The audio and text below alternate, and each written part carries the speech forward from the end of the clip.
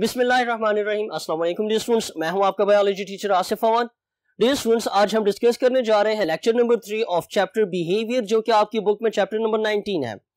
Students, lecture number 2 में हमने discuss किया था कि जो इननेट बिहेवियर है वो एक्चुअली इनबॉर्न और इनहेरिटेड बिहेवियर्स होते हैं, जो कि ऑटोमेटिक होते हैं, बिल्ट इन नर्वस सिस्टम होते हैं, और उसके साथ साथ वो इंट्रिंसिक है, स्टीरियोटिपिक है, हेरिटेबल है, इनफ्लेक्सिबल है और कंज्यूमेट है, जो कि 5 बड़ी प्रॉपर्टीज हैं किसी भी इननेट बिहेवियर की।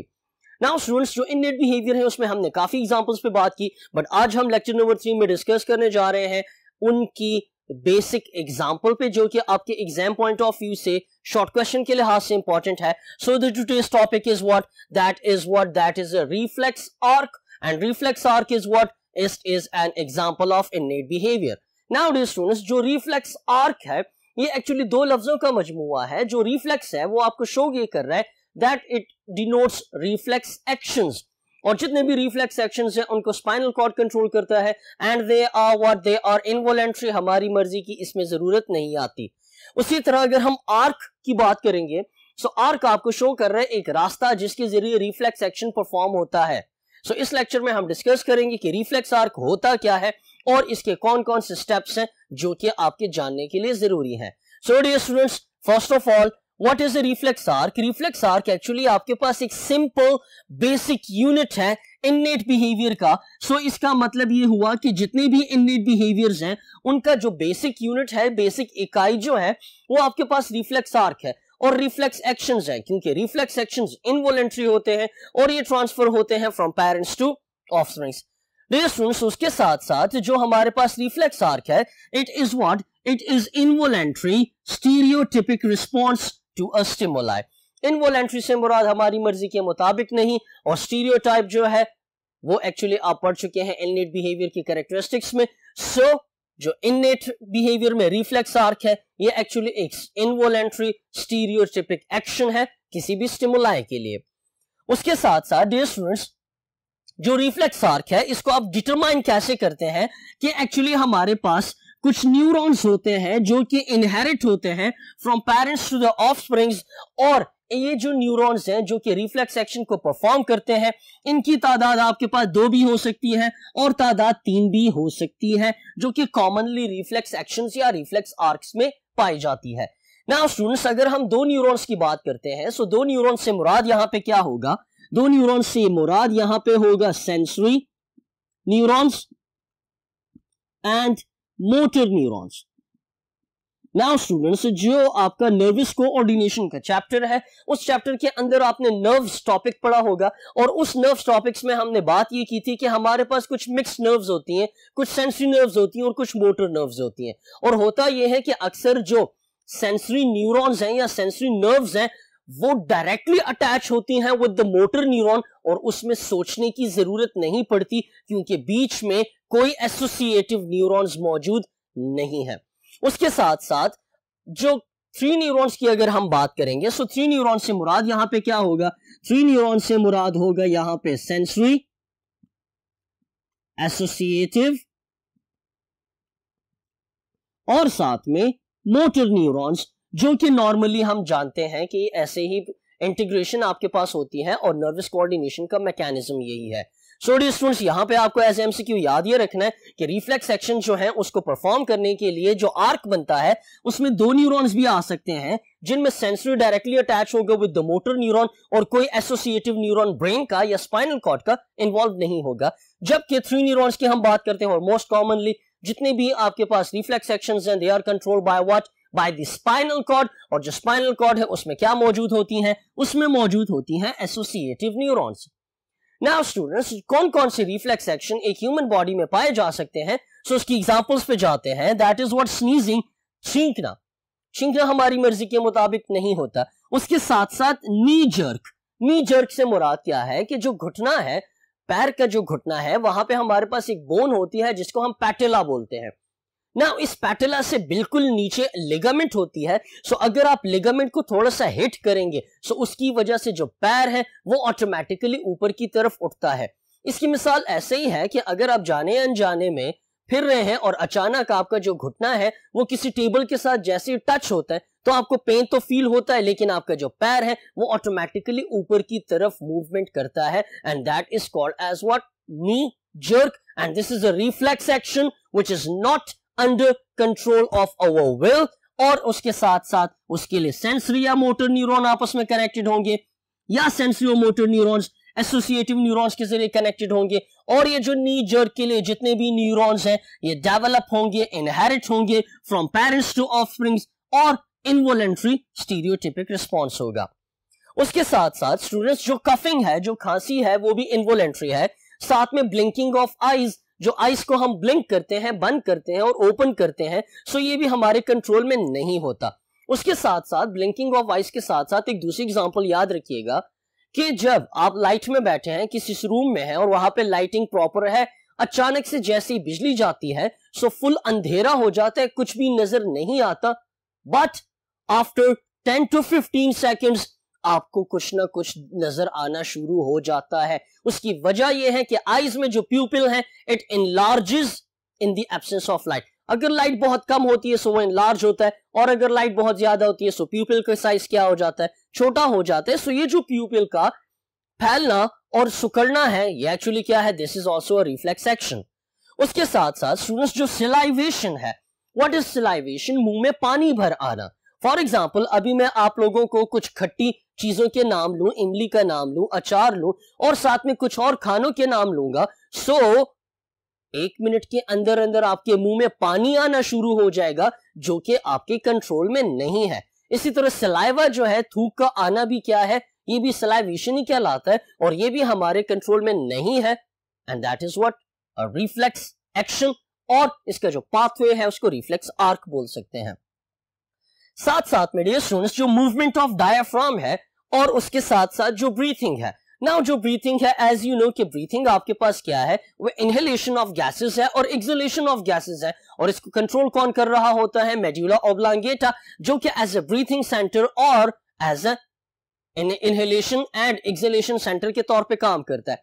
बट डियर स्टूडेंट्स जो फर्स्ट चैप्टर था उसमें हमने बात की थी कि जो ब्रीथिंग है वो आपके पास 2 टाइप्स की है, voluntary and involuntary. So it means इस वक्त जो मैं आपसे बोल रहा हूं, मेरी ब्रीथिंग कंटिन्यू है, but I do not feel it because it is automatic, it is without my will, मेरी मर्जी इसमें शामिल नहीं है। बट अगर मैं अभी सांस रोकूंगा तब ये वॉलेंट्री कहलाएगा। सो डियर स्टूडेंट्स जो ब्रीथिंग है उसमें इनहेलेशन के दौरान क्या होता है? जो थोरैसिक कैविटी है it moves upward and the diaphragm moves inward. Likewise during the expiration, what happens during the expiration? The thoracic cavity moves downward and the diaphragm moves outward in the form of a dome shape. So जो breathing है it is also involuntary. So इसमें हम यहाँ पे बात ये कर सकते हैं कि movement of diaphragm जो है और breathing को परफॉर्म करता है। So यहाँ पे breathing कौन सी मुराद होगी? यहाँ से breathing मुराद होगी involuntary breathing, और इस involuntary breathing का सेंटर क्या है? That is the medulla oblongata. और इसके साथ साथ बहुत सारे वो एक्शंस जो कि आपकी अभी आपके जहन में आ रहे हैं या नहीं भी आ रहे, लेकिन सोचिएगा जरूर अपनी डेली लाइफ में कि वो कौन से एक्शंस हैं जो कि आप अपनी मर्जी के मुताबिक नहीं करते और वो फुली ऑटोमेटिक हैं। सो डियर स्टूडेंट्स मूव करते हैं रिफ्लेक्स आर्क के जो पाथवे है कि कैसे एक रिफ्लेक्स एक्शन क्रिएट होता है और वो हमारे पास एज ए इननेट बिहेवियर काम करता है। So let's move on to the next board. Now dear students as a example हम रिफ्लेक्स आर्क में एग्जांपल लेंगे नी जर्क की। घुटने में जो जर्क आती है, जो मूवमेंट आती है, सो उसकी एग्जांपल लेते हैं। और पीछे आपने एग्जांपल्स में पढ़ा भी कि जो नी जर्क है that is a reflex action, और इसमें कोई भी विल, कोई भी मर्जी शामिल नहीं होती। सो डियर स्टूडेंट्स इस रिफ्लेक्स को जो नी जर्क है इसको हम पैटेलर रिफ्लेक्स बोलते हैं, और पैटेलर रिफ्लेक्स एक्चुअली पैटेला से निकला है जिसकी स्पेलिंग है PATELLA, और जो ये पैटेला बोन है ये घुटने में पाई जाती है। सो व्हाट हैपेंस कि जब आप पैटेलर बोन के साथ जो कनेक्टेड टेंडन है उसको आप टैप करेंगे, उसको आप किसी छोटी सी हथौड़ी से मारेंगे या उसको आप जोर देंगे, थप्पड़ देंगे, कहां पे? जस्ट बिलो द नी, जहां पे घुटना खत्म होता है उसके बिल्कुल करीब, और जो अगर आप इसको फील करेंगे so you will feel the ligament कि जो पैटेला है, जो बोन है, वो थोड़ी बहुत मूव कर सकती है और उसके नीचे वाला जो पोर्शन है अगर आप उसको टैप करेंगे, उसको प्रेस करेंगे, उस पे जर्क लगाएंगे, उसको हिट करेंगे, then what would happen, this will create what, ये जो टैपिंग है, ये टैपिंग किस चीज के तौर पे काम करेगी, this tapping will work as what, as a stimuli. और जब कभी भी स्टिमुलाई आता है सो उसकी वजह से जो सेंसरी न्यूरॉन्स हैं उनमें नर्व इंपल्स क्रिएट होती है, और ये जो नर्व इंपल्स क्रिएट होती है इसको हम क्या बोलते हैं, that is called as action potential, जो कि आप नर्व इंपल्स के टॉपिक में पढ़ चुके हैं। सो एक्शन पोटेंशियल से मुराद क्या होगा, एक्शन पोटेंशियल से मुराद होगा कि नर्व इंपल्स जो है वो क्रिएट हो चुकी है and now it is travelling all over the sensory neurons and this nerve impulse, this action potential will travel to the spinal cord. In the spinal cord, what we have? In the spinal cord, we have associative neurons, and these associative neurons will actually interpret or think about the coming stimuli. What would happen कि associative neurons से again message जो है वो transfer होगा to the what? To the motor neurons. लेकिन यहां पे students आपको एमसीक्यू के लिहाज से याद ये रखना है कि जब मैसेज पैटेलर रिफ्लेक्स में स्पाइनल कॉर्ड से मूव करता है to the motor neurons, so actually होता ये है कि जो आपके पास दो न्यूरॉन्स हैं वो एक्चुअली आपस में उनके बीच में एक माइन्यूट सा गैप होता है, और दो न्यूरॉन्स के बीच में जो गैप है उसको हम साइनेप्स बोलते हैं। और साइनेप्स में एक्शन कैसे होता है कि जो आपके पास प्री साइनेप्टिक न्यूरॉन है, प्री साइनेप्टिक एक्सॉन है, वहां से क्या होगा, वहां से न्यूरोट्रांसमीटर्स जो है पोस्ट साइनेप्टिक न्यूरॉन्स के साथ टकराएंगे और पोस्ट साइनेप्टिक न्यूरॉन में अगेन एक नर्व इंपल्स क्रिएट होगी। सो डियर स्टूडेंट्स, जो न्यूरोट्रांसमीटर साइनेप्स में पाए जाते हैं उसमें न्यूरोट्रांसमीटर की एक एग्जांपल क्या है, that is what, that is the glutamate. So dear students, glutamate release होगा और वो ग्लूटामेट मोटर न्यूरॉन के साथ कनेक्ट होगा। सो ये एक्चुअली आपको शो कर रहा है क्या, it is actually giving an indication to you of what, of the synapse. And what is synapse? Synapse is the gap between two neurons in which a message is transferred from one neuron to the another neuron through neurotransmitters. So glutamate is an example of what? Glutamate is a neurotransmitter. Now dear students, what would happen कि जो motor neurons है वो connected होते हैं with quadriceps. With what? Quadriceps. Quadriceps में जाने से पहले कुछ दो लफ्ज हैं जो कि आपने मैट्रिक में सुन चुके होंगे।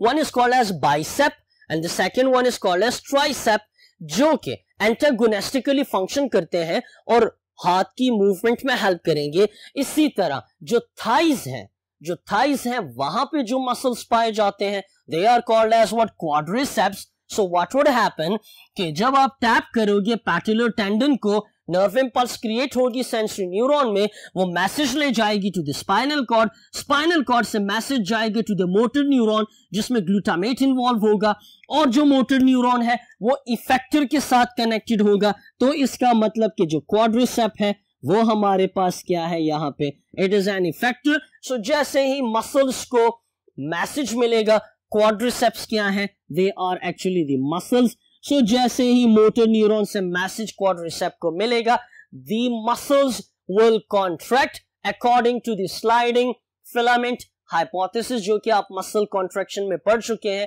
सो जब भी स्लाइडिंग फिलामेंट हाइपोथेसिस के मुताबिक जब भी मसल कॉन्ट्रैक्ट होंगे सो उसके नतीजे में मूवमेंट प्रोड्यूस होगी। सो व्हाट वुड हैपन कि जो लोअर लेग है, घुटने से नीचे जो लोअर लेग है, नी से जो नीचे लोअर लेग है, it will do what, it will extend, it will move upward. So ये जो लोअर लेग का ऊपर उठना है ये एक्चुअली हमारी मर्जी के मुताबिक नहीं है, क्योंकि जो पैटेलर रिफ्लेक्स है वो एक रिफ्लेक्स एक्शन है और ये उसका वो तमाम रास्ता है जिसके जरिए पैटेलर रिफ्लेक्स प्रोड्यूस होता है।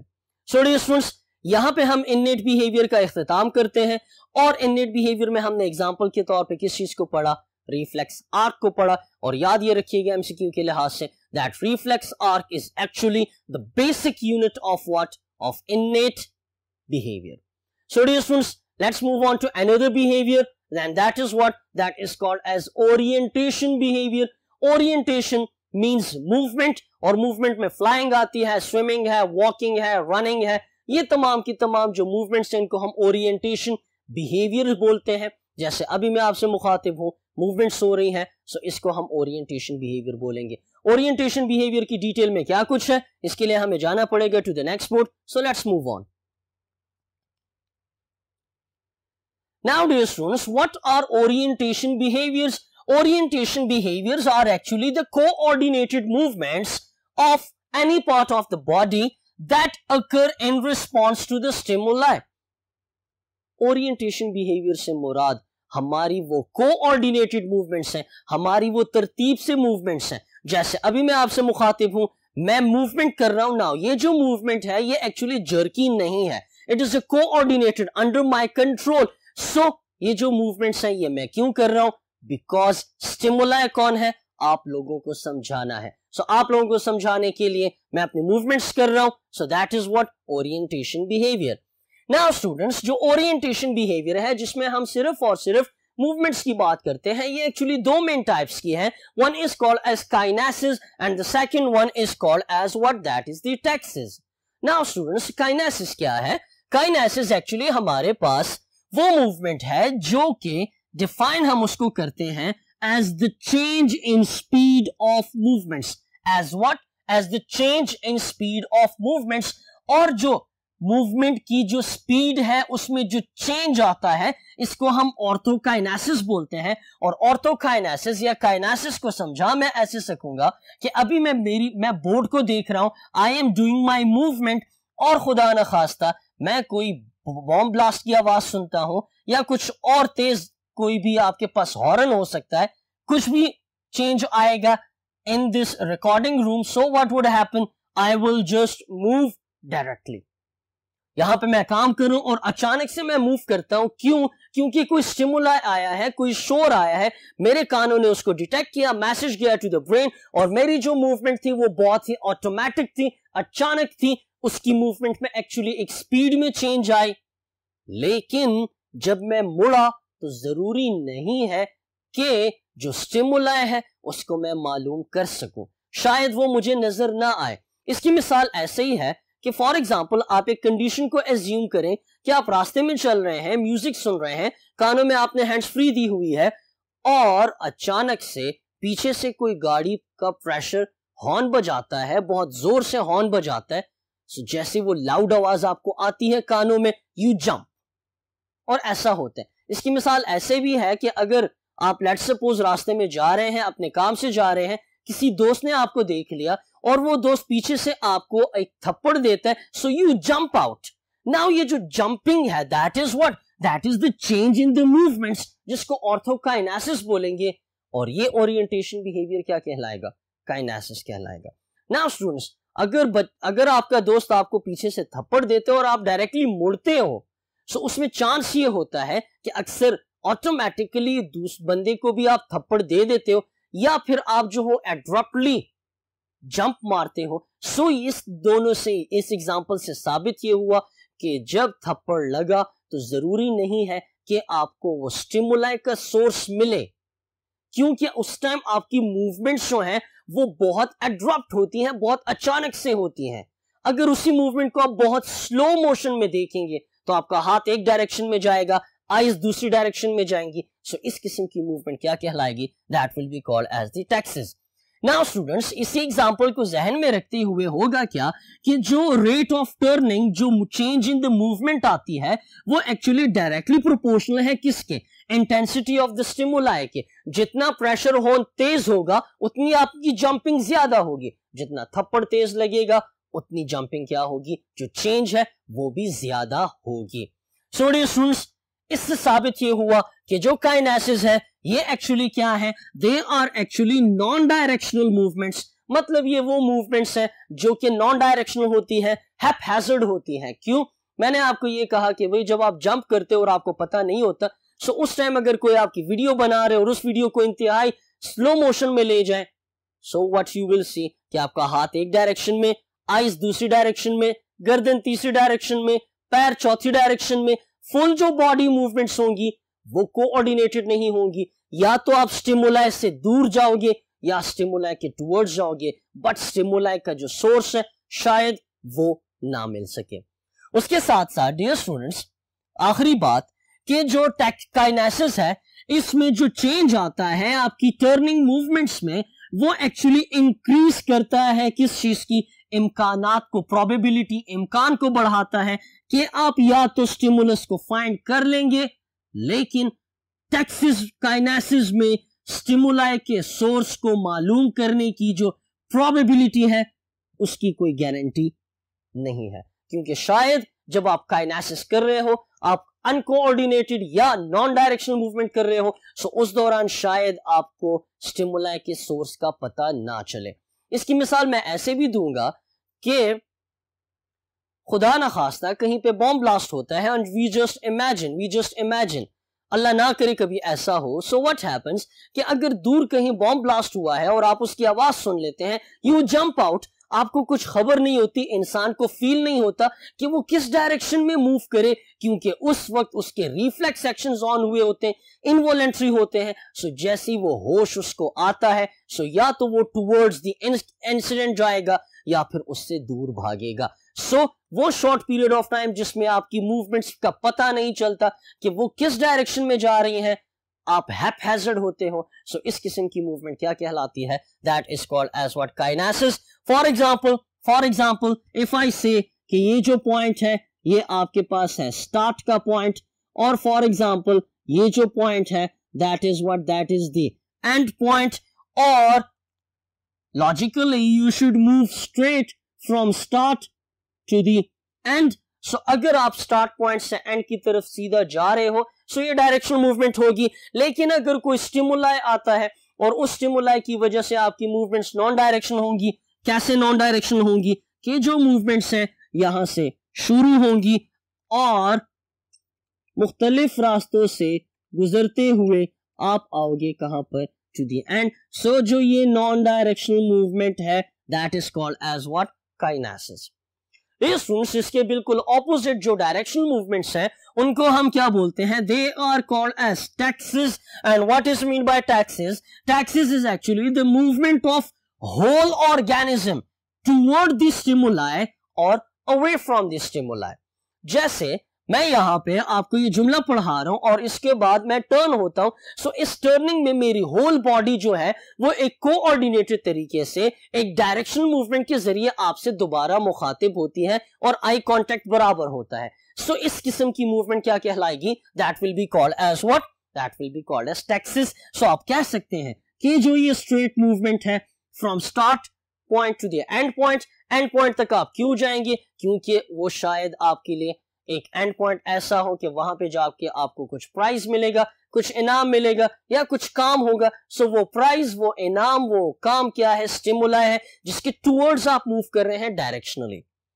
नाउ स्टूडेंट्स, जो टैक्सिस है उसमें होगा क्या कि जो स्टिमुलाई है अगर उसकी शिद्दत, उसकी इंटेंसिटी बढ़ेगी, सो व्हाट वुड हैपन, जो मूवमेंट टुवर्ड्स द स्टिमुलाई है वो भी बढ़ेगा। इसकी मिसाल ऐसे ही है कि फॉर एग्जाम्पल आप घर में बैठे हैं और आपकी अम्मी आपको आवाज देती है कि भाई पानी ले आए, फॉर एग्जाम्पल किसी भी काम का कह सकती हैं। अब अगर वो धीरे से और प्यार से बोलती हैं, सो कुछ स्टूडेंट्स ऐसे होते हैं जो कि आराम आराम से उठते हैं, कूलर के पास जाते हैं, पानी ले जाके मम्मा को देते हैं। बट अगर अम्मी जो है वो बहुत जोर से चिल्लाएं कि पानी दो, सो आप बहुत तेजी के साथ मूव करते हो। क्यों? क्योंकि वहां पे स्टिमुलाई क्या है, इट इज वेरी इंटेंस, बहुत शिद्दत है। सो आपकी मूवमेंट भी क्या हुई, वो डायरेक्शनल भी थी, कोऑर्डिनेटेड भी थी और तेज भी थी। सो यही बात हम ऐसे कह सकते हैं कि स्टिमुलाई की इंटेंसिटी बढ़ाती है मूवमेंट को टुवर्ड्स द स्टिमुलाई और away from the stimuli. So dear students, ये क्या है, दैट इज व्हाट ओरिएंटेशन, जो कि इंतहाई सिंपल है। मूवमेंट्स की हम बात करते हैं, अगर डायरेक्शनल मूवमेंट्स होंगी सो इनको टैक्सिस बोलेंगे, नॉन डायरेक्शनल मूवमेंट्स होंगी so that will be called as what, kinesis. इन्हीं दो टॉपिक्स के साथ हम नेक्स्ट टॉपिक की तरफ जाते हैं और नेक्स्ट टॉपिक हमारे पास क्या है, ट्रॉपिक मूवमेंट्स। ट्रॉपिक मूवमेंट्स आप लोगों ने फर्स्ट ईयर में सुना होगा कि जो प्लांट्स हैं वो टुवर्ड्स द स्टिमुलाई और अवे फ्रॉम द स्टिमुलाई अपने बॉडी कर्वेचर्स की मूवमेंट करते हैं। सो वो कैसी होती है, आपको वो टॉपिक थोड़ा सा रिवाइज भी हो जाएगा और आज के लेक्चर का इख्तिताम भी उसी टॉपिक के साथ होगा। So dear students, let's move on to the next part of the board. So dear students, हम ओरिएंटेशन बिहेवियर पे बात कर रहे थे, जिसके अंदर हमने टैक्सिस पढ़ा और काइनेसिस पढ़ा, और उसके अंदर कुछ डायरेक्शनल मूवमेंट्स हैं और नॉन डायरेक्शनल मूवमेंट्स हैं। इसी तरह हमारे पास स्टूडेंट्स आते हैं ट्रॉपिक मूवमेंट्स, और ट्रॉपिक मूवमेंट्स जो हैं ये प्लांट शो करते हैं। और ये ट्रॉपिक मूवमेंट्स हमारे पास दो मेन टाइप्स के हैं। One is called as geotropism and the second one is called as phototropism. So first of all, let's go to the definition of tropic movements. So dear students, tropic movements are actually those movements which are induced. और induced movements वो movements होती हैं जो कि किसी stimuli की वजह से होती हैं। So tropic movements are actually induced movements of what? Of the curvature of the plant body, which is shown by the plant organs, or concept plant organs, that is the shoot and root, which are capable for turning in any direction. So students, definition से पता ये चला कि tropic movements actually plant show करते हैं, और ये induced movements होती हैं जो कि कौन show करेगा? रूट शो करते हैं और शूट शो करते हैं, जिसमें रूट्स और शूट जो है वो स्टिमुलाई के अवे या स्टिमुलाई के टुवर्ड्स मूव करेंगे और फुल बॉडी, फुल उनका कर्वेचर जो है वो मूव करेगा। सो स्टूडेंट्स, जो ट्रॉपिक मूवमेंट्स हैं ये दो टाइप्स के हैं। One is called as geotropism and the second one is called as phototropism. Now geotropism के वर्ड को आप देखते हैं। So tropism shows you the tropic movements, और जियो का मतलब है अर्थ। सो अर्थ जो है उसकी वजह से मूवमेंट, एक्चुअली अगर हम बात करें तो अर्थ से मुराद यहाँ पे ग्रेविटी होगी। सो स्टूडेंट्स, जो जियोट्रॉपिज्म है it occurs in radially symmetrical organs. कौन से ऑर्गन्स? वही शूट एंड रूट्स। सो इसका मतलब कि जियोट्रॉपिज्म के अंदर जो रूट्स और शूट हैं वो एक्चुअली मूवमेंट शो करते हैं in response to the gravity. Gravity के रिस्पॉन्स के लिए। So gravity as a stimuli आती है जिसके लिए प्लांट्स रिस्पॉन्ड करेंगे, या तो टुवर्ड्स द ग्रेविटी उनके ऑर्गन मूव करेंगे या away from the gravity move करेंगे। नाउ स्टूडेंट्स, यहाँ पे रेडियल सिमेट्रिकल ऑर्गन्स का लफ्ज यूज हो रहा है। रेडियल सिमेट्रिकल से मुराद ये है कि अगर किसी भी बॉडी को या किसी भी पार्ट को आप एक से ज्यादा प्लेन में काटते हैं, फॉर एग्जाम्पल ये मार्कर है, मार्कर को हम ऐसे बिल्कुल स्ट्रेट भी काट सकते हैं और ऐसे भी काट सकते हैं। सो दो प्लेन्स पे जब आप इसको काटेंगे तो इसके नतीजे में 4 इक्वल पार्ट्स आएंगे। तो ये बॉडी क्या हुई? रेडियल हुई। अगर कोई ऐसी बॉडी होती है जिसको आप 2 इक्वल हिस्सों में मतलब एक कट लगाते हैं, सो वो क्या कहलाएगा? That will be called as bilateral symmetrical. So students, जो शूट्स हैं और रूट्स हैं वो जब जियोट्रॉपिज्म शो करते हैं, सो या तो टुवर्ड्स द ग्रेविटी जाएंगे या अगेंस्ट द ग्रेविटीज। सो उनको हम डिनोट कर सकते हैं with positive geotropism and negative geotropism. जो पॉजिटिव जियोट्रॉपिज्म है ये शो करेगा कौन? It is shown by what? By the roots. के जो रूट्स हैं वो एक्चुअली पॉजिटिव जियोट्रॉपिज्म शो करेंगे टुवर्ड्स द ग्रेविटी। रूट्स क्या होती हैं? वो जमीन में नीचे जाती है टुवर्ड्स द ग्रेविटी। और अगर नेगेटिव जियोट्रॉपिज्म की हम बात करेंगे कि प्लांट बॉडी के अंदर वो कौन सा ऑर्गन है जो कि अगेंस्ट द ग्रेविटी मूव करता है, सो इसमें आपके पास क्या आएगा? The negative geotropism is actually shown by what? By the root shoots. क्योंकि जो स्टेम है, जो शूट है, वो अगेंस्ट द ग्रेविटी मूवमेंट करती है, ग्रोथ करती है एपिकल मेरिस्टम्स की वजह से। सो ये मूवमेंट क्या कहलाएगी? नेगेटिव जियोट्रॉपिज्म कहलाएगी। इसी तरह अगर हम फोटोट्रॉपिज्म को देखते हैं, so photo means light and tropism means the tropic movements, जिसमें प्लांट का कर्वेचर जो है वो टुवर्ड्स द स्टिमुलाई और अगेंस्ट द स्टिमुलाई मूव होगा। So positive geotropism is positive. So the phototropism is what? That is the movement which occur in response to the light. Now certain parts of the plant will show Now certain parts of the plant will show positive phototropism and certain parts will show the negative phototropism. Now dear students, plant के वो कौन से organ है जो कि towards the light move करते हैं? So this is actually shown by what? This is actually shown by shoots. However, the negative phototropism means कि वो movement plant के curvature की, प्लांट के ऑर्गन की जो कि लाइट से अवे जाती है, so that is actually shown by what? Shown by the roots. क्योंकि रूट्स क्या होती हैं? वो अंडरग्राउंड होती हैं, जमीन के नीचे होती है जहां पे लाइट पहुंचती नहीं है। सो डियर स्टूडेंट्स, ये था हमारा आज का सो स्टूडेंट्स, ये था हमारा आज का टॉपिक, जिसके अंदर हमने रिफ्लेक्स आर्क को पढ़ा कि रिफ्लेक्स आर्क जो है वो कैसे काम करता है, रिफ्लेक्स एक्शंस आते हैं, उसका मैकेनिज्म क्या है, और साथ में एमसीक्यू के लिहाज से आप याद रखिएगा स्टार्टल रिफ्लेक्स को। What? STARTLEREFLEX, startle reflex. Startle reflex जो है ये भी एक रिफ्लेक्स एक्शन है और एक इनेट बिहेवियर है जो कि पाया जाता है कहां पर? ये पाया जाता है इन दी इंसेक्ट्स, जिसमें होता ये है कि फॉर एग्जाम्पल हम किसी भी ड्रोसोफिला को लें, मक्खी को लें। सो मक्खी जो है अगर आप उसको मारना चाहते हैं, सो जैसे ही आप अपनी मूवमेंट को लेट्स सपोज हाथ के जरिए उसको मार रहे हैं या किसी कपड़े के जरिए या व्हाटएवर कुछ भी हो सकता है, सो जैसी वो चीज उस मक्खी के करीब आती है, सो मक्खी उस लगने से पहले उड़ जाती है। क्यों? Because of the startle reflex. होता यह है कि जो मॉस्किटोज हैं या कुछ जो इंसेक्ट्स हैं, वो एक्चुअली उनके अंदर ऐसे रिफ्लेक्स मैकेनिज्म्स होते हैं जो कि एयर में मौजूद जो डिस्टरबेंस है उसको बहुत इजीली अचानक से डिटेक्ट करते हैं, और डिटेक्ट करने के बाद जो मैसेज है वो इंटरप्रेट होने के बाद जो इंसेक्ट्स है उनकी विंग्स को मिलता है, विंग्स के मसल को मिलता है, और विंग्स मसल कॉन्ट्रैक्ट करने के बाद क्या होते हैं? मक्खी को उड़ा के ले जाते हैं। सो जो मक्खी है उसका जो उड़ना है वो एक्चुअली रिफ्लेक्स एक्शन है, और इसको स्टार्टल रिफ्लेक्स बोलेंगे। और ये कब होगा? जब एयर में कुछ डिस्टर्बेंस आएंगे। So dear students, startle reflex और रिफ्लेक्स आर्क, जिसके अंदर हमने पैटेलर रिफ्लेक्स को पढ़ा, उसके बाद हम गए टू द ओरिएंटेशन बिहेवियर जो कि एनिमल्स शो करते हैं। और ओरिएंटेशन बिहेवियर जो है वो एक्चुअली स्पीड ऑफ टर्निंग है, जो कि काइनेसिस भी हो सकती है, टैक्सिस भी हो सकती है, डायरेक्शन भी हो सकती है, नॉन डायरेक्शन भी हो सकती है, और intensity towards the stimuli, away from the stimuli, इस पे भी डिपेंड करता है। डियर स्टूडेंट्स, उसके बाद हम आए टू द ट्रॉपिक मूवमेंट्स जो कि प्लांट शो करते हैं, और प्लांट्स जो है वो ट्रॉपिक मूवमेंट्स में कुछ ऑर्गन्स हैं जो कि किसी भी डायरेक्शन में मूव कर सकते हैं टुवर्ड्स द स्टिमुलाई और अगेंस्ट द स्टिमुलाई। और इसमें हमने स्टिमुलाई के एग्जांपल के तौर पे लिया ग्रेविटी को, और स्टिमुलाई के एग्जांपल के तौर पे हमने यहाँ पे लिया लाइट को। सो जो रूट्स हैं दे show positive geotropism, shoot show negative geotropism, in however the shoots show positive phototropism and the roots show negative phototropism. So dear students, इसी सेंटेंस के साथ हम आज के लेक्चर का दी एंड करते हैं। आई होप कि जो आज के इस टॉपिक में शॉर्ट क्वेश्चन डिस्कस हुए और एमसीक्यूज के लिहाज से भी आपको काफी पॉइंट्स क्लियर हो गए होंगे। सो डियर स्टूडेंट्स, अपना बहुत ज्यादा ख्याल रखिएगा। आपसे नेक्स्ट लेक्चर में दोबारा मुलाकात होगी। तब तक अल्लाह हाफिज।